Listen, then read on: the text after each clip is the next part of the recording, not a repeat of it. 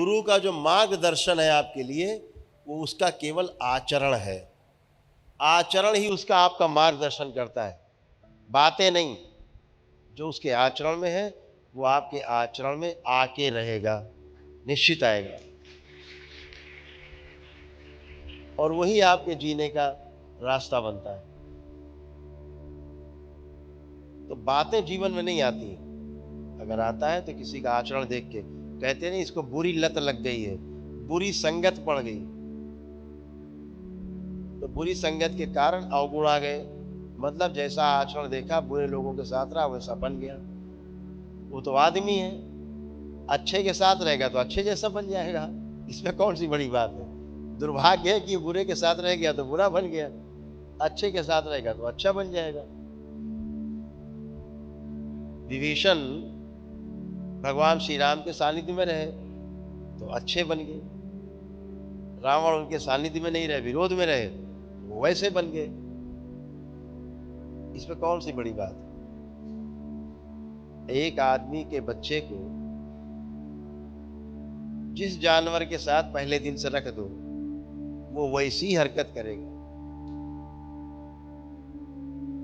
ये व्यवस्था है, क्योंकि मनुष्य जो 3 श्रेणियां बताई गई कि पदार्थ अवस्था, प्राण अवस्था यानी सारे वन पौधे,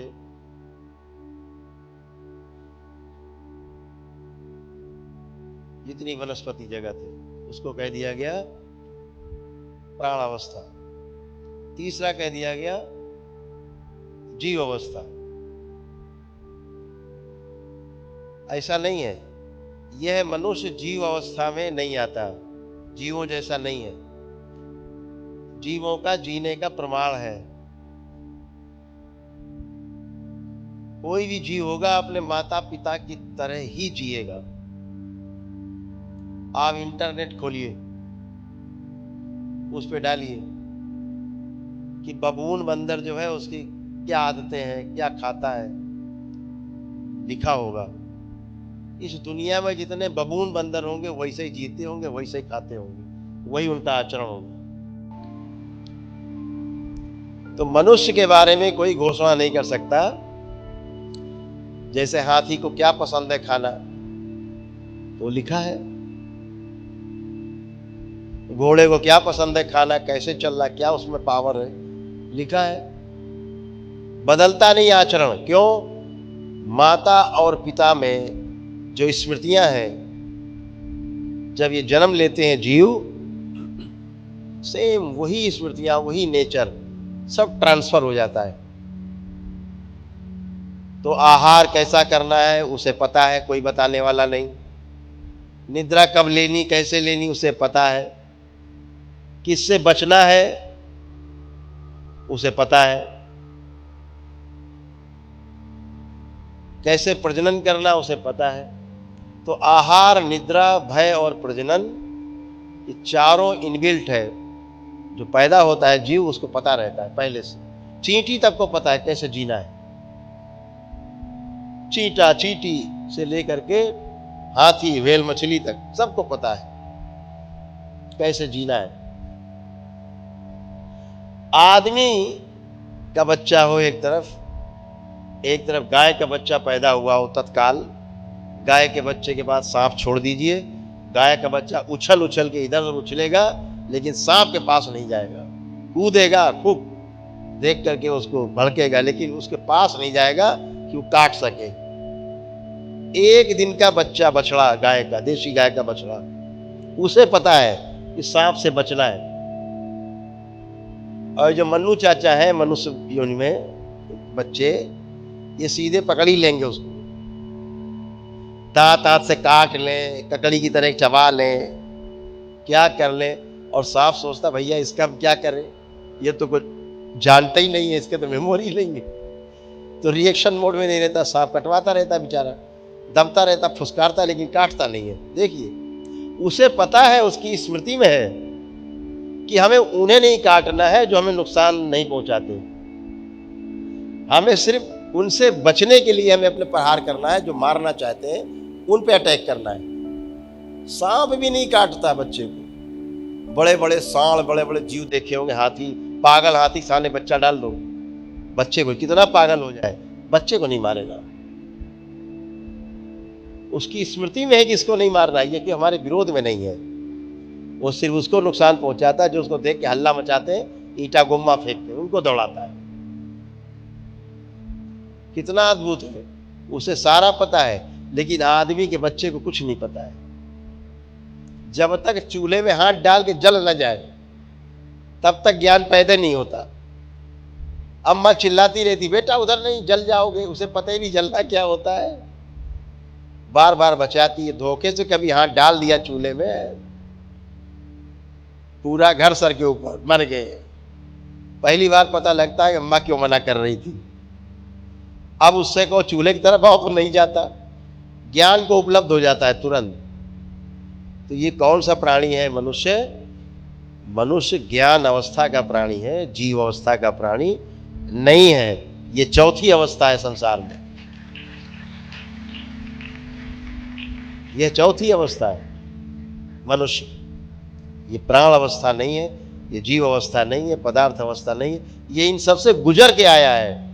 ये ज्ञान अवस्था का प्राणी है। जितना इसको ज्ञान होता है उसी आधार पर ये चलता है।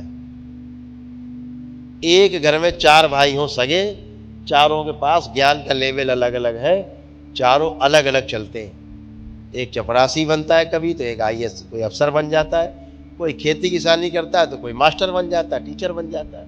एक ही बाप के बेटे। लेकिन एक डॉबरमैन के 4 बच्चे होंगे तो डॉबरमैन के जैसे ही होंगे, अलग नहीं होंगे,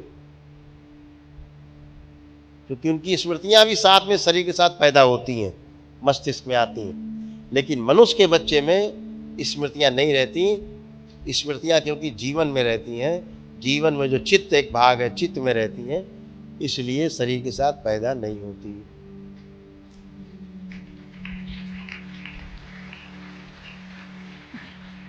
मेधस सभी उन जीवों में होता है जो जिनमें जीवन होता है, लेकिन सक्रिय नहीं होता है। मेधस अगर सक्रिय होता है तो केवल मनुष्य शरीर में आकर के मेधस सक्रिय होता है। इस मेधस के होने के कारण मनुष्य जाति के पास, उसके पास कल्पनाशीलता है, कल्पना कर पाता है। कल्पना में ही देख लेता है ये चीज़ अच्छा करना है कि बुरा है, इसका परिणाम अच्छा आएगा कि बुरा आएगा, ये कैलकुलेशन पहले ही कर लेता है।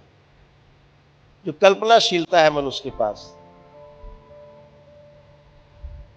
मनुष्य के अंदर, ये मनुष्य के अंदर है।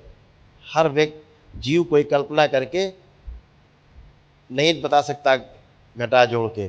हम लोग जानते हैं सारे पेड़ अगर काट डालें धरती के तो स्वयं ही मर जाएंगे, सबको पता है। ये कोई नहीं करेगा, जानता है मनुष्य। कल्पनाशीलता है, कल्पना में पता है कि अरे यार ये कट जाएंगे तो हम मर जाएंगे। ये कल्पना हर जीव में नहीं है, केवल मनुष्य में। मनुष्य अगर 10 पेड़ काट सकता है तो 1000 पेड़ लगा भी सकता है। ये क्षमता मनुष्य के अंदर। मनुष्य विध्वंस कर सकता है तो सृजन भी कर सकता है। ये क्षमता मनुष्य के अंदर, ये किसी जीव में नहीं है। जीव जानवर क्या करेगा? अपनी जिंदगी में 100, 200, 500 पेड़ काटेगा। आदमी काटने में उतारू होगा तो पूरे दुनिया के पेड़ काट डालेगा एक आदमी। ये क्षमता है उसके अंदर, कटवा देगा।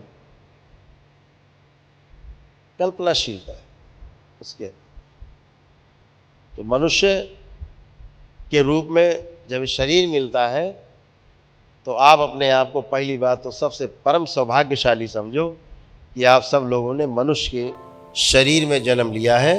ये सबसे निकृष्ट योनि है, लेकिन एक मायने में ये योनि इतनी सर्वश्रेष्ठ है कि अगर मुक्ति मिलती है किसी को 84 लाख योनियों के जीवन मरण की बंधन से, तो इस मनुष्य शरीर के द्वारा ही मुक्ति मिलती है और कोई रास्ता नहीं।